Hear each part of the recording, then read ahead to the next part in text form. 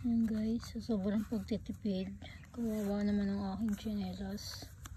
Sira na.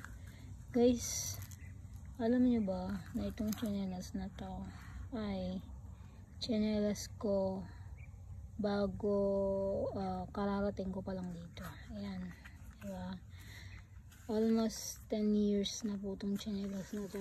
Pero matibay naman siya guys, kasi leather siya. Ang problema, sumuko na tong ibabaw. Ayan, diba? Pero matibay siya guys, kasi leather siya. Ang problema, ayan, diba? Sobrang hirap, sobrang pagtitiis. Kaya ganun talaga ang buhay guys. Kailangan natin magtipid para sa ating mga pamilya. Yan lang guys, bye bye.